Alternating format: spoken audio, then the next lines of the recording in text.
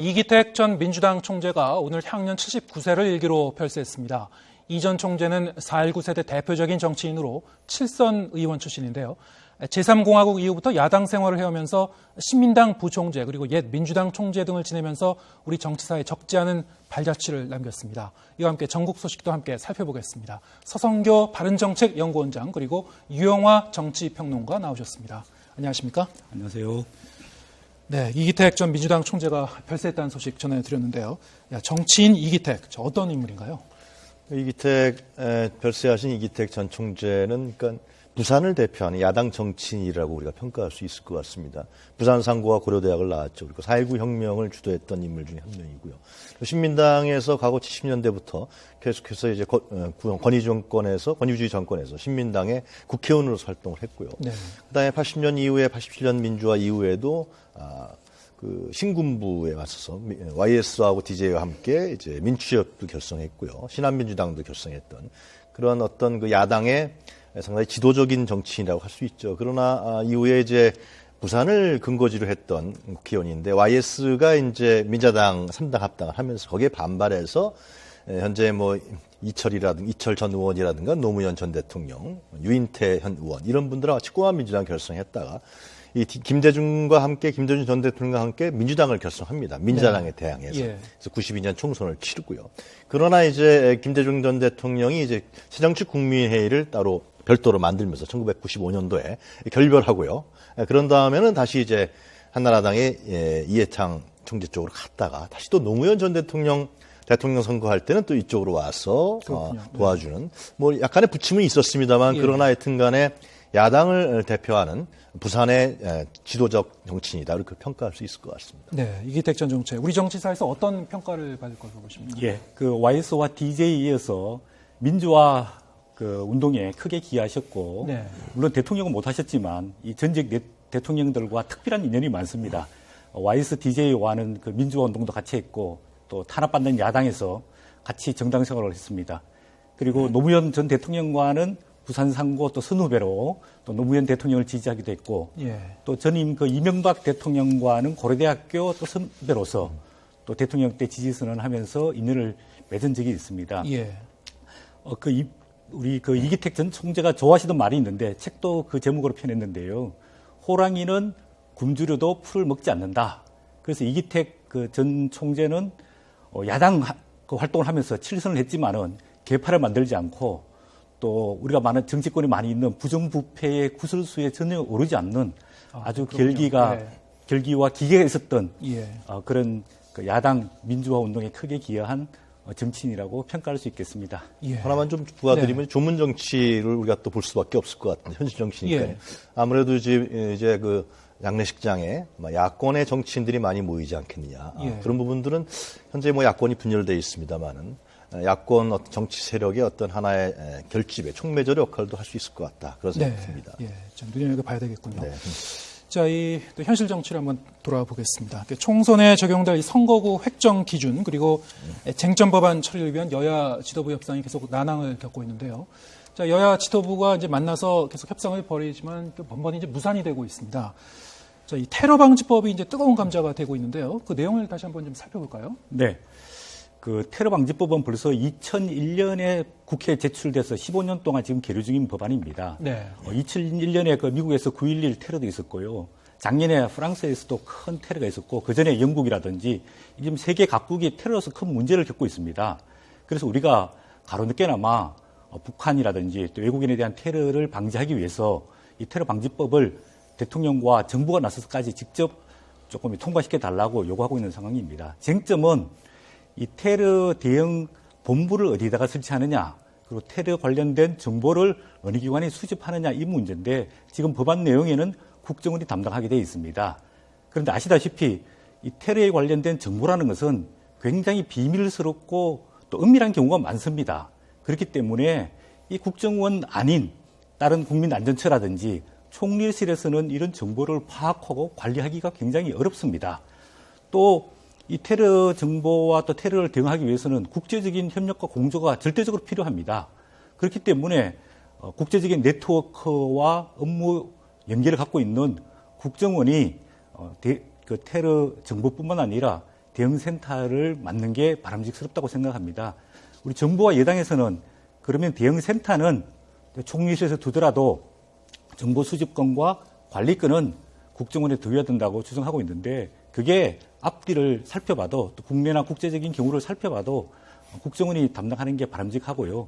이번 이제 2월 임시국회가 아직 얼마 남지 않았는데 이번 임시국회 때 23일이든 29일이든 이 테러 방지법 또 저희가 북한 인권법 또 민생 관련된 여러 법안들이 꼭 통과가 됐으면 좋겠습니다. 네, 지금 그 법안들을 이렇게 살펴보면은 지금 쟁점이 뭐 여러 가지가 좀 얽혀 있는 것 같은데요. 일단 그 여당은 이 선거구 획정이 급하지만은 이런 테러 방지법을 비롯한 쟁점 법안하고 연계해서 가겠다. 꼭 그래야 돼만다 이런 입장이고요.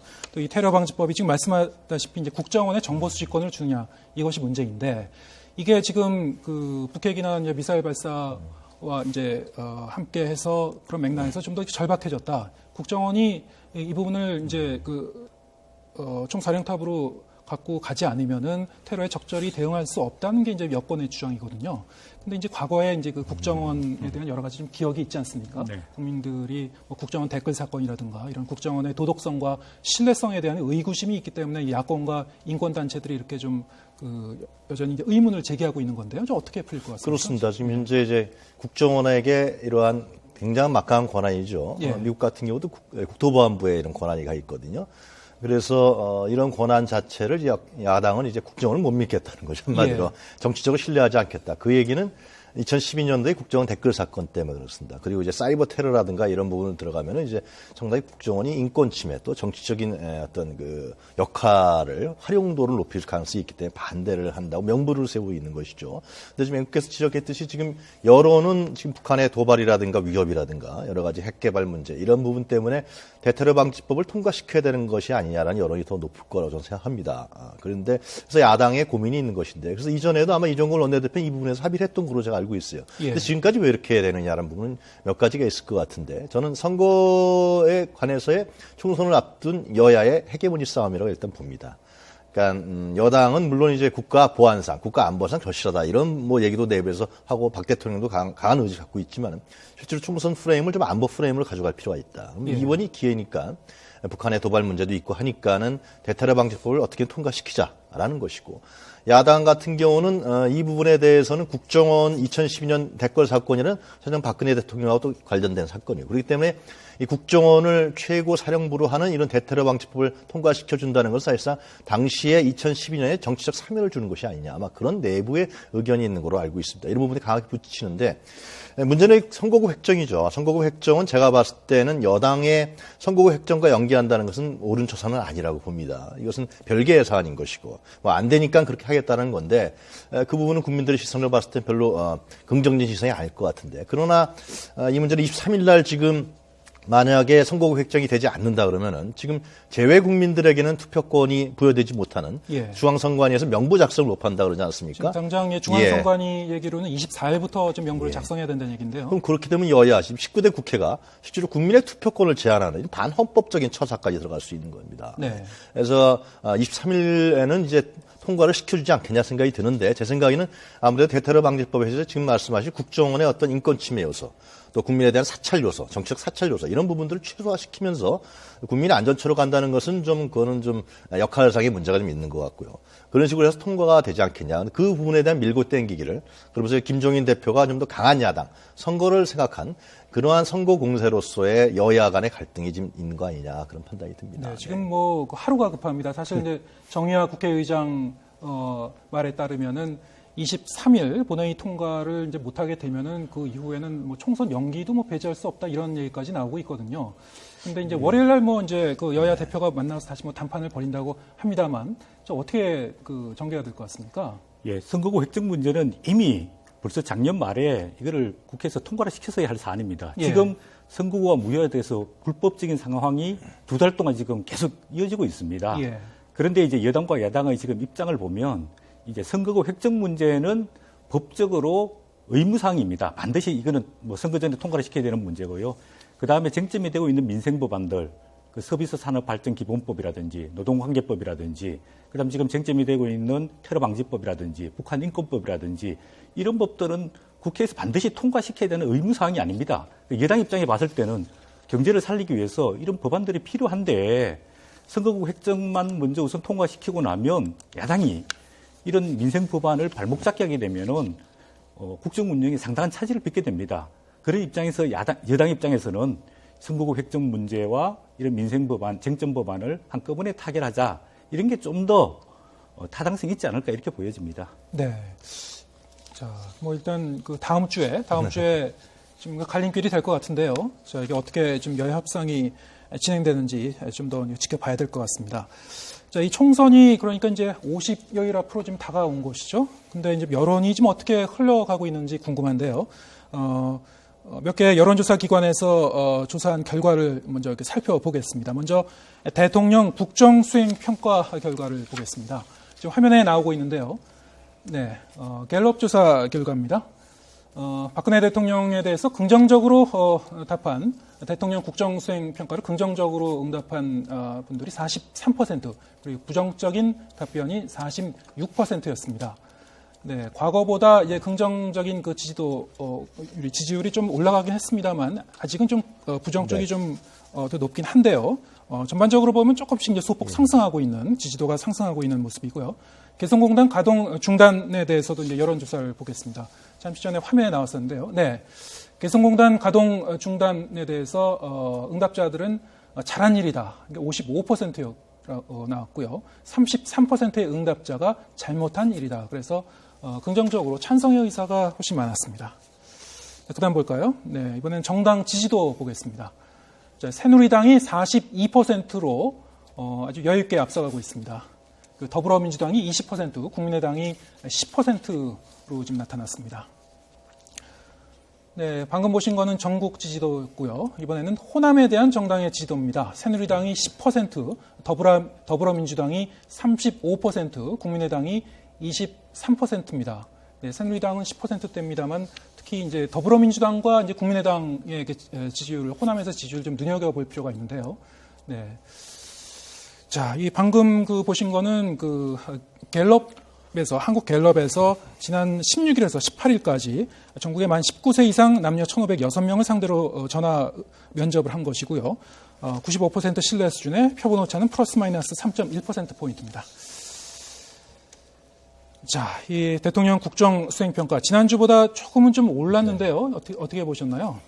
저는 이 부분은 국민들이, 우리 대한민국 국민들이 남북 관계에 있어서의 주도권을 북한에게 뺏기는 것을 원하지 않는다. 그러니까 현재 핵이라는 문제를 갖고서 북한이 4차 핵실험과 미사일 개발을 통해서 실제로 남북 관계의 어떤 주도권을 가져가는 그런 양상을 보였던 게 사실이고요.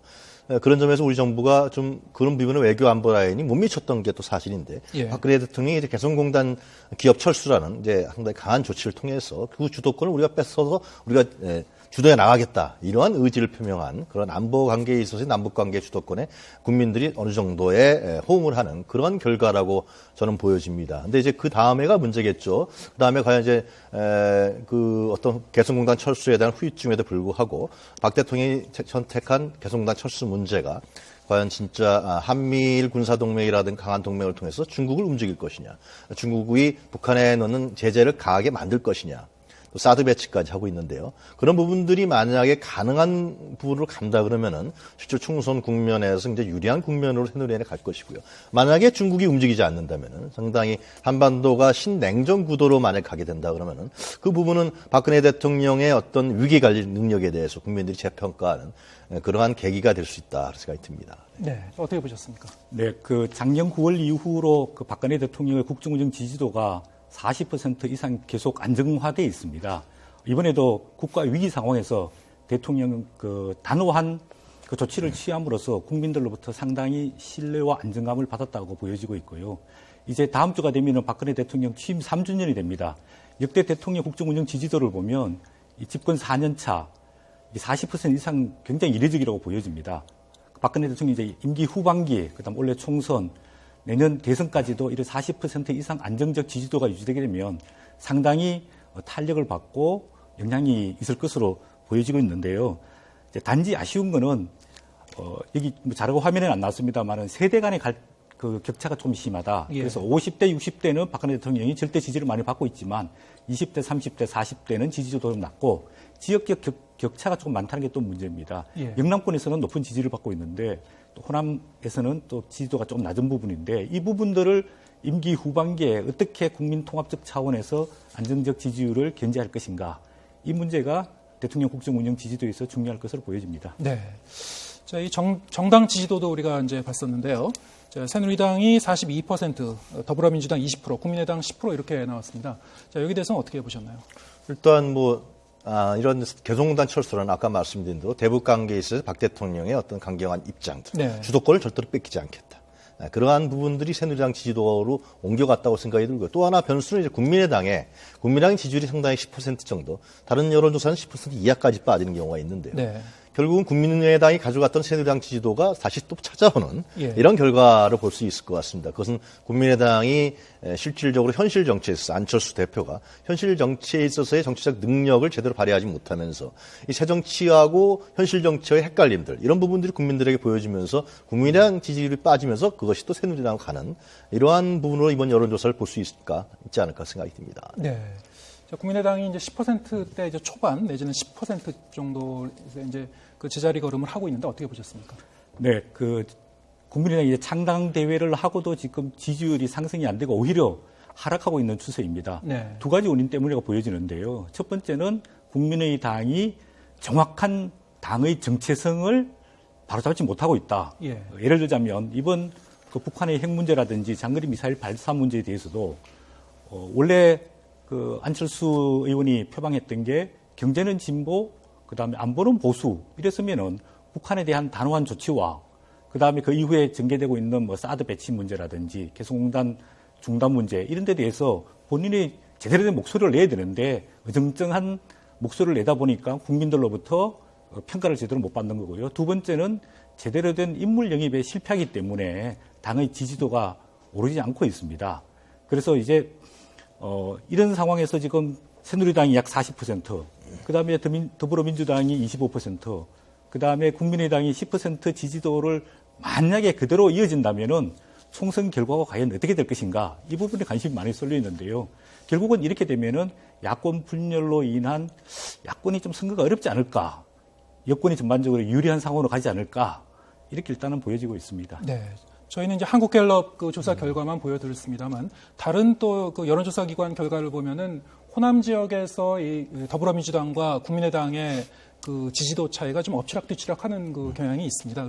그런 면에서 봤을 때 어느 그 야당도 압도적인 우위를 좀 점하지 못하고 있다, 뭐 이런 얘기로 풀이할 수가 있겠죠. 예, 작년 12월부터 그 이제 호남에서 이제 그 더불어민주당과 그다음 안철수 그 국민의당 이 지지도가 엎치락뒤치락 하고 있습니다. 초기에는 이제 안철수 의원이 탈당하면서 상당히 정치적 기대감을 많이 받았습니다. 예. 그 이후에 이제 더불어민주당이 당명도 바꾸고 김종인 위원장을 영입하면서 또 지지도를 회복했고요. 또 일부 지금은 이제 안철수 의원이 국민당을 창당하고 당을 이제 소위 말해서 재건축하면서 호남에서 약간 기대감을 갖고 있는데 그러기 위해서 아직도 호남 민심이 정확하게 결정이 안 되었다고 보여지고 있고요. 결국은 이제 두 가지 문제인데 하나는 정체성을 확실하게 하는 문제와 두 번째 이번에 그 입당하게 된 정동영 의원이 과연 전북에서 얼마만큼의 지지도를 이끌어낼 수 있느냐 이 문제가 하나의 관건이고요. 두 번째는 박지원 의원이 지금 현재 무소속으로 있는데 박지원 의원이 더불어민주당을 지지하든지 아니면 국민의당을 지지하느냐 여부에 따라서 소폭 그 영향력은 있을 거라고 보여지고 있습니다. 네, 정동영, 박지원 이 두 사람의 행보가 야권 총선에 어떤 영향을 미치게 될 것이다. 제 생각에는 이제 호남의 어떤 여론 지지는 상당히 국민의당 쪽으로 앞으로 가지 않을까 저는 예상합니다. 그것은 실제로 더불어민주당의 문재인과 안철수 이런 대립보다도 그 역사 어떤 그 민주당에 대한 반감은 호남 사람들이 더 컸기 때문에 실제로 강력한 유권자들. 그래서 안철수 의원이 탈당을 하면서 그것이 모아졌던 것인데요. 전북의 정동영 전 의원이 합류하면서 실로 전남과 전북이 국민의당 쪽으로 지지 흐름이 가는 거로 갈 것 같다라는 생각이 듭니다. 그것이 이제 과연 수도권으로 갈지 강구하기 어떻게 갈지는 지켜봐야겠지만 현재 흐름은 그런 것 같은데요. 결국 이 문제에 관해서 더불어민주당이 어떠한 대응을 할 것이냐. 결국 이제 공천 관련 부분들인데요. 그러면 김종인 대표의 공천 개혁을 어떻게 할 것이냐 이런 부분을 지켜볼 필요가 있겠죠. 네. 마지막으로 뭐 짧게요. 김무성 대표하고 이한국 공천관리위원장 이 당내 새누리당 내 갈등이 공천을 둘러싼 갈등이 심화되고 있는데요. 어떻게 전개될 걸로 보시는지요? 지금 경제 위기, 안보 위기에 책임 있는 집권 여당이 이렇게 지도부가 공천을 앞두고 갈등을 하는 것은 상당히 문제가 많다고 보여집니다. 네. 이 정치력의 부재라고 보여지는데요. 결국은 기본적인 큰 틀에서 이제 상향식 공천을 주로 하면서 예를 들어서 개혁적인 물갈이 공천, 우선 추천제를 활용하는 게 바람직스럽지 않을까 일단 보여지고요. 네. 오늘부터 이제 공천 면접이 시작되고 공천 과정이 시작됐습니다. 이런 과정 속에서 김무성 대표는 공천관리위원회에 위임을 하고 네. 공천관리위원회는 주어진 권한 내에서 조용하게 심사해서 국민이 원하는 좋은 인물을 공천하는 게 바람직스럽다고 생각합니다. 네. 자, 그런가 하면 이게 더불어민주당도 현역 의원 평가를 거쳐서 하위 20%를 이제 물갈이한다 이 방침 정했습니다. 자, 이렇게 되면은 이 물갈이 폭이 좀 더 늘어날 것 같은데요. 어떻게 보십니까? 김종인 대표의 생각은 지금 호남에서의 지지율이 국민의당 쪽으로 경향성, 특히 정동영 전 의원이 합류하면서 이 부분을 어떻게 타개할 것이냐. 그것은 결국 공천 물갈이밖에 없다 이런 생각을 하는 것 같아요. 그래서 아마 20%, 30%, 40%가 나오는 건데요. 근데 후유증이 좀 남겠죠. 실제로 김종인 대표가 야당의 정체성을 갖고 있는 사람도 아니고요. 실제로 뭐 최근에 여러 가지 뭐 사건 속에서 그리고 이제 더 문제가 되는 것은 이후에 총선 이후에 과연 공천권을 준 사람이 사실상 당의 주인이 되는 겁니다. 총선 이후에도. 그럼 김종인 대표가 친노 주류 생각은 이 총선 때만 좀 대리인 정도의 성격을 갖는 정치인이라고 생각했는데 총선 이후에도 김종인 대표의 지분이 남는 그러면서 뭔가 야당의 정체성이 흔들리는 또 선거 국면에서도 야당의 정체성이 흔들리는 이러한 문제점과 후유증은 또 남을 것 같아요. 네. 네. 네. 지금까지 서성교 바른정책연구원장 그리고 이영화 정치평론가와 함께 전국 상황 알아봤습니다. 오늘 말씀 감사합니다.